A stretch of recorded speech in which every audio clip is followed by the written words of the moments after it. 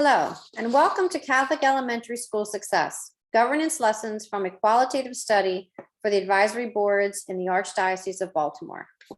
I am Susan Lauterbach, business owner and former board officer for an AOB elementary school.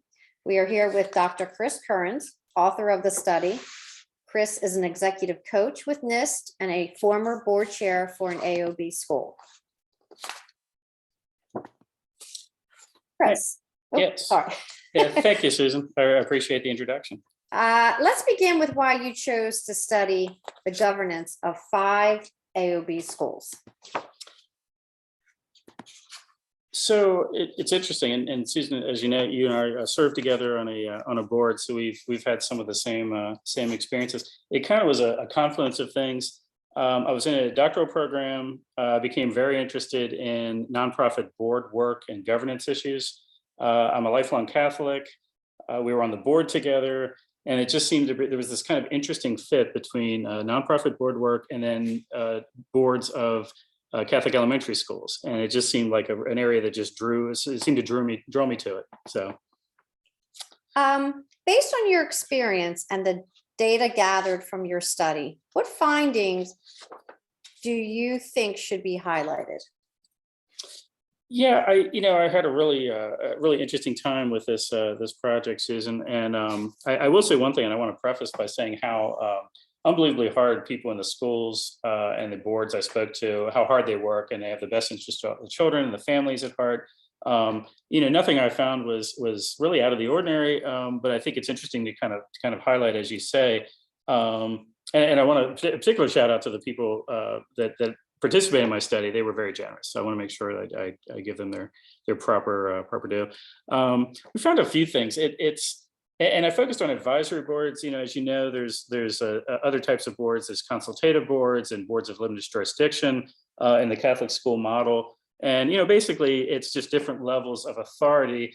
Although I found a lot of these findings kind of were the same. I think were the same. I can't say exactly because I studied a certain group, but I had a lot of side conversations, and I have reason to think it's very similar for all these different types. But I will say advisory boards make a difference. They have the least amount of authority per se. I mean, literally, they provide advice, and it doesn't have to be taken. But they do make a difference, and they make a difference. And I think we'll talk a little more about this, but in sort of the support. Different types of support they can provide to the principal and to the pastor and the school in general. And I think you and I have had numerous conversations about this over time, Susan. This kind of confirmed our thinking. One of the issues was, roles are clear. Sometimes people think, well, maybe there's some role confusion on a board. There's really not. It's identifying a compelling purpose. Why are we here? And everyone agreeing why we're here. That's important too. I know you had some thoughts about purpose as well. I just think it is kind of a hard thing to get your arms around, but you can feel the impact when everyone's not on the same page. I don't know if you agree with that or not. No, I completely agree. I think we all join a board because we want to make a difference with our organization. And I personally didn't realize the role that I was working in. Mm-hmm. With the board. I did not realize we were an advisory board. And so had I understood that initially, I think that my role would have been a little bit more efficient.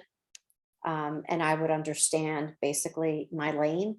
Yeah. We spent, speaking on behalf of the board, I don't think any of us realized we were advisory board. I think we thought we were a board of limited jurisdiction, and we're working in that capacity, but clearly we were not. So I think that would have helped to have that understanding initially, because for 3 years we worked the wrong assumption of our purpose, and if you don't know why you're there, right. I think your capacity is greatly reduced. Absolutely, and that is interesting. And everyone thought they had a clear understanding. I think that's another strong point. I'm going to advance the slide real quick. Sure. Just to get to purpose. There was another aspect to our finding that we'll discuss, to the findings in the study. So you and I, again, we have talked about this numerous times about why purpose can be. It's hard to find a compelling purpose. And again, everyone best intentions, and everyone wants to figure out the right way to support the schools. But it's really hard to tie your individual effort to a larger, the larger mission, larger Yep. vision, especially because, a couple things, the work's very episodic. I Mhm. mean, you're a couple hours a month. It's very difficult to kind of grasp and tie into Mhm. the larger purpose of the organization. Um, and quite often you're cast in an oversight role. So I find that, even the advisory boards, or certainly boards of limited jurisdiction, certainly, get in a position of financial oversight. Maybe they're overlooking a budget, something like that. And I say unsatisfying, I don't mean that in any way unkindly. It's just, people that are looking for grander Mhm. contributions.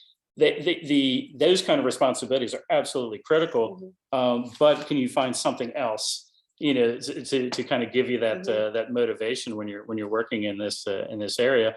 And you and I've talked, I know, over time, all the different reasons why. Limited access to information, a group of volunteers. It just all comes together that you really need to put more effort into finding your purpose. Yeah. It seems like. And I think the purpose has to match the needs of the school. Yes. All our schools are working under a different structure. Some have several pastors working with the school. Mhm. Some just have one pastor. Some have strong HSAs. Some have very strong development offices or enrollment offices. And so I would think the purpose would be based on what the school needs. And I think that has to be explicitly communicated to your board members so that they know exactly why they're there. And then that saves a lot of conversations that you don't need to have Yes. if you understand why you're there and you're focusing on the work that needs to be done to best support the school. And as I said, just speaking from my personal experience, I found it very satisfying to be part of this effort with the school. Yes. My children attended the school. I wanted to support the school in every capacity that I could, but I just felt, as you laid out, why we didn't, why I feel that perhaps we had not. And so I think purpose takes on a great role in your board. I totally understand. I just had a great conversation with a friend, and we were talking about business plans for a small business. And she was talking about how focused they have to be. And I kind of made me think of her. I knew we were going to do this conversation this afternoon.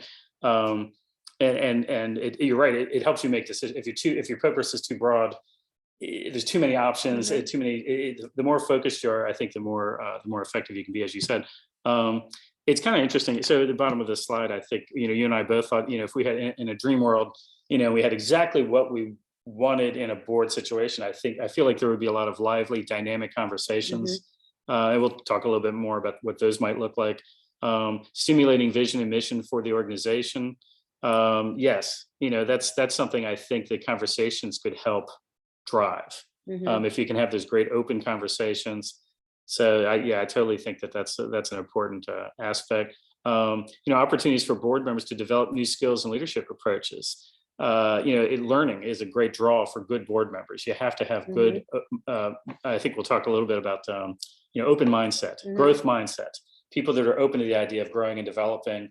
That's people that would be open to approaching board work in a new way. Those are people you would love to engage. Offering people to be able to invest in their community, develop their networks. I mean, these are all things that I think if you could set it up correctly, it would be a really enticing thing, and that would all be to the good. So, your study also made some interesting findings about decision making. Yes. So it's interesting. So in many cases, and even the advisory boards I spoke with talked about making decisions. So they were cast as decision makers. But as I started to explore with them kind of what that meant, I really didn't see very many instances, if any, where they actually had any decisions to make. It became largely advisory, which, as the name would lead you to believe, they're advising. But it's interesting. You see a lot of the training material and a lot of the guidance material talks about decision making and how to make decisions. And even the consult, I did speak with a couple of consultative boards. It weren't part of my study, but I spoke with some, and they have maybe one more. There's one more level of rigor where the organization, needs to listen to their advice. But even so, they would talk about being cast as decision makers, but not really having that authority. So there's really kind of a reality versus perception thing going on, I think there. As I say, they really, all the board, even the boards of limited jurisdiction to some extent, which have the most authority in a given area. Mhm. For instance, budget, that's pretty typical. In many cases, they lack authority and power. I talk a lot about limited access, but also limited access to information. So, there are Yes. people, it's just tough to keep up when you have very limited exposure to what goes on day to day. Mhm. Now, you were a parent, you certainly saw aspects of the school, but it's not the same, I don't No, think, no, you no, know. I completely agree. And I think that when you're not imparting that kind of decision-making capacity to your board members, I think that obviously negatively impacts the board several ways. I think the biggest downside of that is that the board members don't feel vital, Mm, and therefore don't feel they need to contribute, mhm, whether it's coming to meetings consistently, reading the report, submitting a report, being part of a committee, because you don't feel you're, as to take the statement, doing anything. mhm, And mhm, so then you come to the decision that, well, perhaps it's not necessary for me to attend all the meetings. It's not necessary for me to submit the report that they want submitted, or to read the report. And how many times did we start a meeting and half the board hadn't read the notes from the right. prior meeting? And so I think that that was a drawback, when you feel not useless. That's a really serious word for that, but that you don't feel that you're vital, Mhm, that you're not there actually moving on goals or projects that you think the school may otherwise need. And I know I felt that way. I mean, I mhm, didn't work that way, I didn't volunteer that way, but there were times I felt, why are we here? mhm, Like, what is expected from us that actually move goals for the school? mhm. And so, seeing that firsthand, I completely understand the points that you're making regarding decision making. Well, I feel like it really speaks to how passionate people are about Catholic education, because I think you and I both experienced a certain level of disappointment because we wanted to do so well for the Hmm. school. We really wanted to, and we just felt like we didn't have as many opportunities, Hmm. and that's frustrating. And it becomes kind of the cycle of, like you Hmm. said, I mean, a little bit of ambivalence, like, well, I'm very busy. Hmm. The people are always busy, and And careers and family, and you yeah, know. and the school seeks board members with certain skills and Mm, talents. I mhm. mean, if you take a look at the board we served on, business owners and, high executive level professionals, there was substance there, Yes, where if decisions were needed to be made about enrollment, about the finances, right. I think that we had board members who had the capacity to make those decisions. And so, in part, I understood why they felt they didn't really need to be there, Mhm, because their time is very valuable. mhm. And if you've asked them to serve, we all wanted to be utilized in a way that would help the school. And I just found that that wasn't done.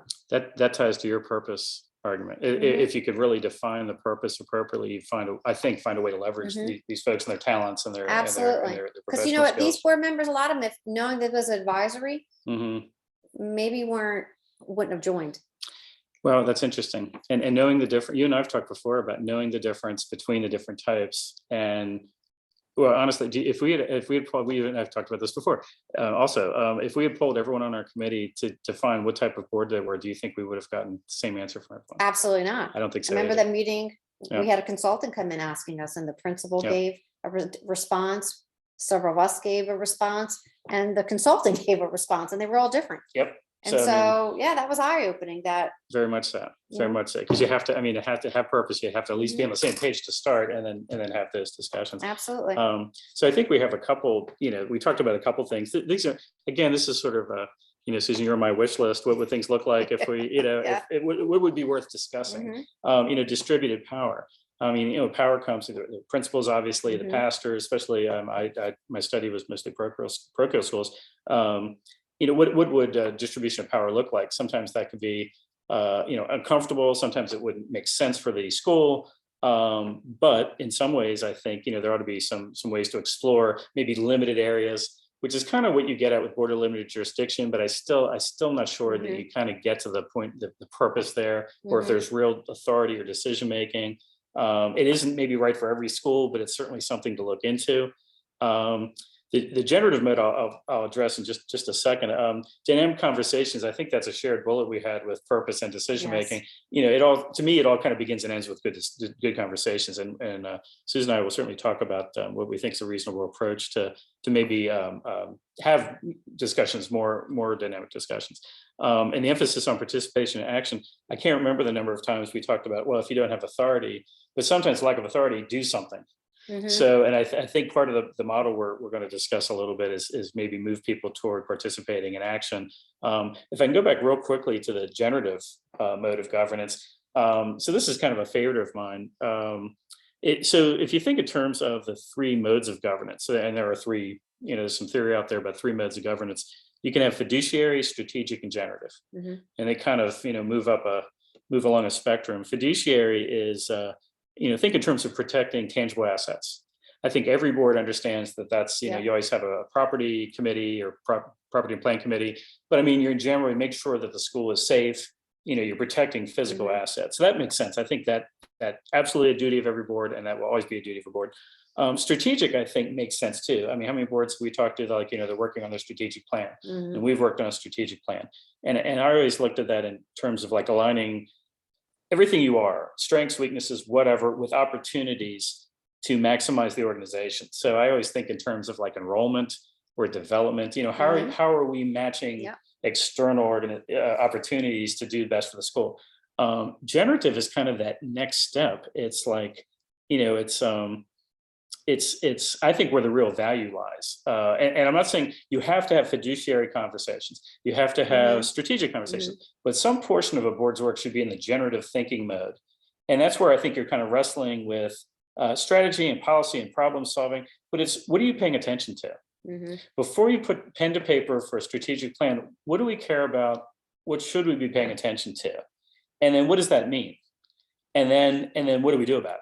And I kind of think I feel I'll call on myself. I feel like we kind of got in some strategic planning efforts that were just like format, and like, we thought, and we started to put some things together, and with every best intention, but I'm not sure we ever had the great discussions to lead up to what that would look like. Yeah, I agree. They were circular in nature, and it came up constantly. We threw it out there, we discussed, put opinions in, no decision was ever made.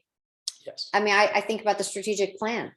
The 3 years that I was on the board, I brought it up as to, how will we revise? How do we update? Help me understand the process. There was a lot of goals in that plan. Yes. And it was just a circular discussion. Like, we didn't make a decision at all. Right. So in the 3 years I was there, we didn't do anything for this plan. You get kind of trapped. Yeah. And so,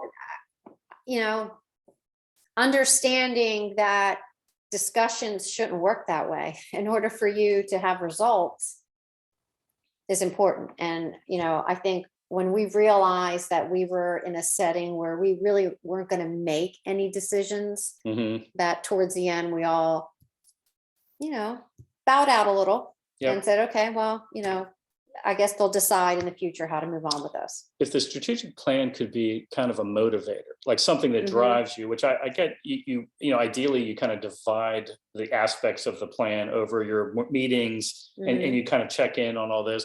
And I think the list we did, I mean, people put a lot of effort in. I think the list itself was fine, but the discussions we talk about, I keep talking about generative discussions. That's where you would say, well, there always has to be a priority. And if there's no priority, everything's equal priority. And if everything's equal priority, it's really hard to get people motivated and tied to purpose and all the things we've been discussing. So, I mean, some discussion about what do we care about most, not just because, a strategic plan has 5 sections, but like, what do we care about? And that could be an ongoing thing. It might change semester to semester, having those conversations or adjusting on the fly. And I think there'd be some energy around that. Like, me personally, I hate paperwork so much, and you do a plan because you have to do a plan, and it's necessary.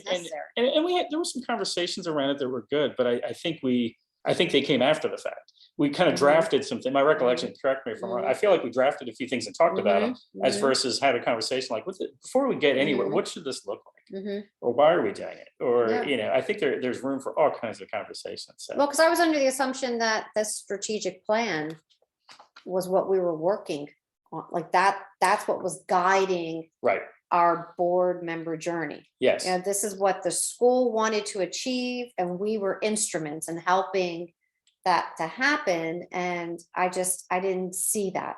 I'm Yeah. not saying we did anything to take away No, from it. no. And I know, the principal worked very hard. Yep.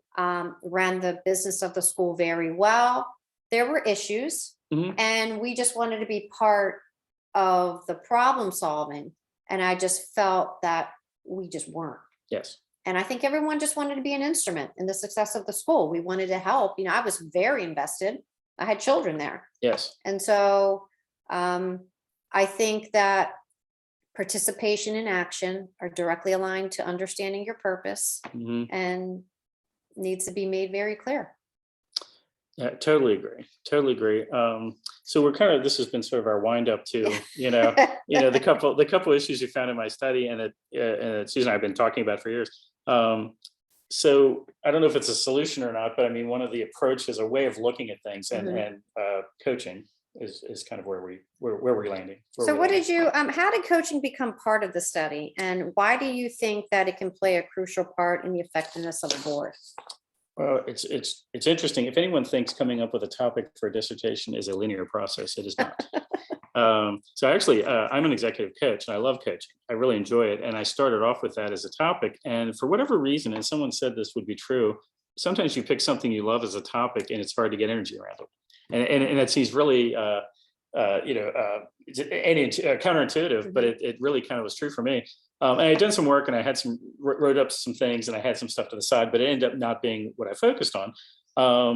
So a couple of things happened. Actually, a member of my committee taught a class in, one of my committee members taught a class in nonprofit board governance. And I thought it was fascinating, just the amount of impact you could Mhm. have, nonprofit world, Mhm. the academic world, for-profit boards as well. And then a couple other things came together. I don't know if you recall. So I was doing my study, Mhm. and as I was kind of sifting through topics, and I thought, well, how do I tie this together? What will my recommendation be? I'm noticing these things we've discussed: Mhm. decision making, purpose. Those are not like hard skills. They're not like if someone took a math class, they could fix this. It's Mhm. kind of the softer skill.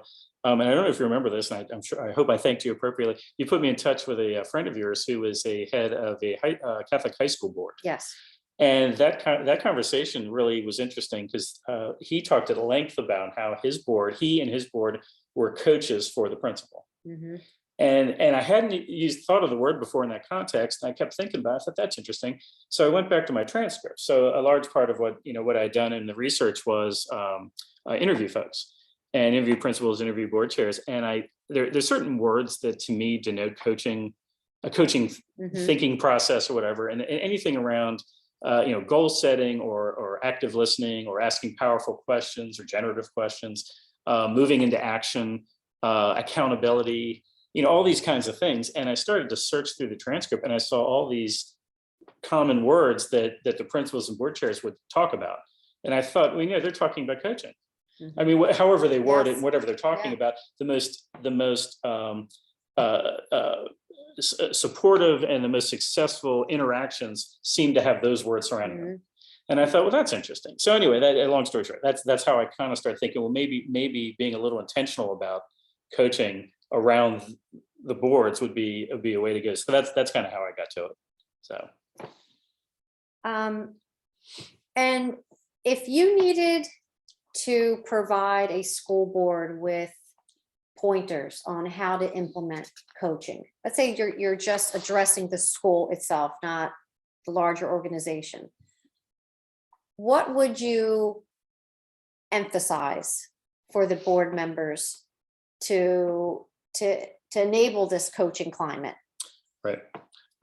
It's so many. It can be so many different things, but it's also very kind of very basic. I like to read the end of a novel first and find the ending out. So I'll skip to the bottom of the slide.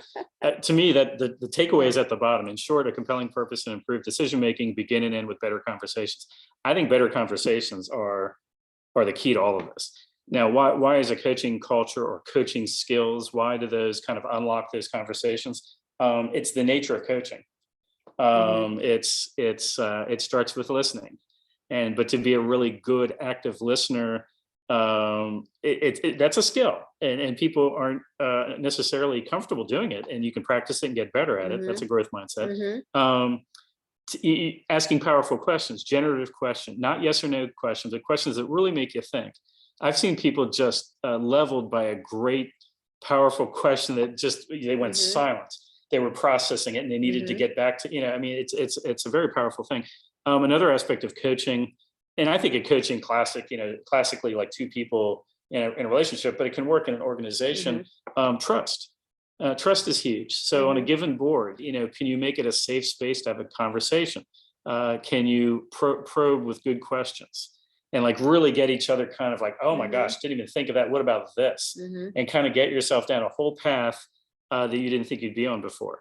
It can be wildly popular, wildly powerful, and there are skills that can be learned, and you just need to be intentional about it. You see a couple of the points here. Giving and receiving feedback is very, very difficult. People are not comfortable with that. But if you're in the right climate and you feel safe and you build up some trust and you word things the right way, there's effective ways to give feedback. And that becomes a learning loop. So boards would get better if they were comfortable. I can recall, and I'm sure you can too, some uncomfortable, we wanted to say some things and we felt uncomfortable saying them in front of staff, in front of the principal, in front of the other board members. And I mean, that didn't get us anywhere. No, it didn't. But this also reminds me of a story you told me about one of your schools that the board was approached with a potential financial plan for. Tell us about that, because that exemplifies what happens when you don't have these components in place, that you don't have that open mind, you don't ask the questions, that you're basing your response on your personal opinion of something. Yep. No, I think it's a good story. So a school was approached with the idea of having a cell tower put on their property. And I don't know a ton of details about it, but that's kind of the point. No one on the board knew anything about it. And the conversation basically ended with, oh, that would be an eyesore. So, okay. And that is a perfectly reasonable thing. The look of the school, that might be part of the brand. I mean, that's certainly things to consider, but imagine the types of things we didn't know about were, how much money are we talking? I mean, every Catholic school could use an influx of money. We didn't know that. We didn't know how big was the tower. So one of the conversations about the aesthetic was, oh my gosh, it's going to be 300 feet tall. I have no idea if all of them are that tall or not. I don't know anything about it. But the thing is, we had a very short discussion and a couple of quote unquote facts were thrown out, and then the conversation ended. So to me, we talk about powerful questions, or I like to use the word generative a lot. I should copyright that term and get something back for every time I use the word generative. But what questions could we have asked? I mean, imagine if we had asked like, okay, what do we know so far? Or what if we had asked, how do we know that? So if someone says, well, that's going to be 300 feet tall and ugly. Okay, ugly is, but how do we know? And how do we know where it was going to be placed? What if it was placed in the absolute far end of the campus and no one would know any different? I do know they can disguise some towers, as I've seen, as trees. There's camouflaging. I mean, there are all these things we could have asked. My favorite generative question, a friend of mine told me about this, is they keep asking, what else? Like when everyone has their ideas at you, what else? And you just sit there quiet. I'll tell you another coaching skill, comfort and silence. If you throw out a good enough question, sit there and let everyone mull over it for a while. That's okay. Not everybody has to be throwing answers out immediately. Let's think about it. But a lot of difficult questions don't have immediate responses. You need to think, you need to research, you need to reflect, you need to evaluate before you come up with a response. Absolutely. In the one-on-one coaching world, when you ask the powerful questions, we always talk in terms of you empower the person. So I'm not giving you an answer. I'm asking you the question so you can answer it yourself. So if you have a room full of, how many people are about 10 people on our board, something like a dozen people. If you had all those people feeling like they could unlock their ideas, imagine how many more ideas we would have had to kind of sift through. You create possibilities, you encourage discovery, I think new insights, all through asking better questions. No, absolutely. And I just feel like that would be getting good at asking those kinds of questions. You were asking, and I love the way you put the question, what can a school do? And we might, also talk about what could sort of the larger support coming from above be. But I'll stay on this. Actually, I'll go back real quick. Okay. So toward a coaching culture, some really practical things. You mentioned before about how do you recruit for a board. Mhm. And I agree with you. I think it makes perfect sense in a lot of ways to recruit for skill sets. I personally would not want to have a non-certified public accountant on our finance committee. I mean, I find that it Yeah. helps me sleep at night. Just making Yes. sure someone that does that Yeah. for a living is taking, to me, that's a great Absolutely. thing, great idea. But also, are you getting the people in there with a growth mindset? And the growth mindset, there's been some really interesting literature on it. But basically, if someone has a growth mindset versus a fixed mindset, if you have a growth mindset, you feel like you can develop and get better. You can increase your skills, your intelligence, the whole thing. Someone coming into a good coaching culture is open to the idea like, well, I don't know everything, but I can apply myself and get better. Mhm. If you have people more on the fixed scale, it's that you're kind of born with your skills, born with your talents, and that's kind of it. Mhm. Well, and it's hard to identify a person, but again, it's always conversation. A good conversation you might be able to unlock if that person has the right kind of open-mindedness Mhm. that would take to a coaching culture and that would allow for these types of conversations. I mentioned before, you can train people. So I mean, you can absolutely train people in these listening skills. You can practice them. Mhm. You can learn coaching, asking powerful questions. Before I do a coaching session, I will often, just to kind of get my mind in the right place, I will read through like a 2-page list of powerful questions. And it kind of sounds weird, but it really helps me. Mhm. Like I'm like, oh, that's right. I'm not asking this low depth quick question. I'm digging in. Mhm. One of my favorites is like, what would that look like? Imagine if we were talking about a cell tower. Say that had Yes. happened, and Yes. we said, okay, what would it look like? Yes. Let's time travel 3 years in advance, and Mhm. looking back, would we say, oh my gosh, what an eyesore, that hurt us in some way? Oh no, that brought in steady revenue. What would we be saying 3 years from Mhm. now? That's a great generative, Mhm. powerful question, and I don't recall ever asking. And shame on me, I could have done it. I just didn't occur to me at the time until I had a chance to really sort of think it through. Mhm. But I think it requires more than one person. I think that Mm. has to be the absolute, as you say, in the slide, the culture. Yeah. The coach, it has to be a culture of the board. And just to bring up the board that I had introduced you to, Mhm. seeing what that board was able to accomplish. Mhm. I mean, they Yes. funded Very a fine impressive. arts building, they funded an athletic center, and they worked hand in hand with the principal and the school. And they were all major decision makers. There was a collaborative trust because they all understood their mission and they worked together within this coaching environment to accomplish the goals for the school. And I personally, in seeing that, was just when I saw what was happening with that board, Mhm. and then what were we doing, what we're accomplishing. And now, not to say that our goals had to be Yeah. as advanced as theirs, but that there was a stark difference in the way the board worked, and that opened my eyes to, okay, maybe this, maybe we could use some help here with understanding what we need to do. I totally agree. I think that that's a great description of a coaching culture. Mhm. So just real quick, you see, creating safe space and a learning organization and feedback. It's all part of the Mhm. safeness of it. So we talked before, what could an individual school do? Mhm. In a larger context, what could Archdiocese or the diocese do to support this? A couple things. So reframing board governance to include a coaching culture or coaching training. So they Mhm. certainly recommend training. We've all board members have had all the usual training, but include the active listening, the powerful questions, the different types of coaching skills. The center of excellence approach. So we actually, the idea that Catholic schools could be a place where young professionals go to learn being good board members. Mhm. Why couldn't we get a reputation locally, get a reputation that people would want to join us to learn this unique coaching approach to board leadership?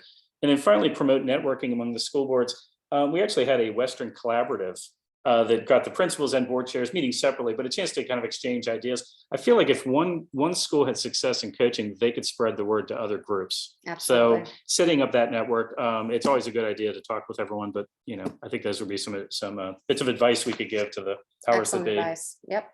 And finally, a list of resources for our participants. You want to Yes, through this is by, as you can imagine, no means exhaustive, but here's a few things I think we found helpful. First is the study itself. It's a permanent link to my paper. If you have any questions, there's my email address. Mindset, we talked about fixed and growth mindset. Carol Dweck wrote a really nice book about that. It kind of gives you some ideas of what you could be looking for in board members. Chait, Holland and Taylor. Chait especially has done some incredible research. They did research on with colleges, nonprofits, and universities, and basically identified 6 competencies that a strong board should have. And then they've done other extensive research. You see governance as leadership, where they did some really interesting work. They identified the 3 modes of governance that I mentioned before: fiduciary, strategic, generative. So they did some great work in that area. Improving performance of governing boards. I step back, and again, another Chait like a resource. yeah, resource to contribution. And boards that lead. Sharon is another great resource. He did interviews with CEOs and leaders of many large organizations. Tons of lessons pulled from there. I tell you what's really useful in the back of that book. There's checklists you can go through and see what should everyone's role be. It's actually a really nice way you kind of see, is everyone having the proper things. Fatica, I think a lot of people are familiar. Foundations and donors interested in Catholic activities do a ton of research. That's their webpage there. Board Source is another place it's a peer network. But basically it's all kinds of expertise on boards, nonprofit boards, for-profit boards. You can subscribe and get all kinds of great articles. And then finally, obviously, we have to give a shout out to our host, Of course. the NCEA, tons of resources, great people, great professionals, all trying to make Catholic education better. Yeah. And I hope we've added a little bit to the conversation, I Susan. hope so as well. Chris, thank you for your insight and all the hard work you've done. I hope our participants enjoyed it. Thank you. Thank you, Susan. Appreciate it. And thanks, folks, for your kind attention.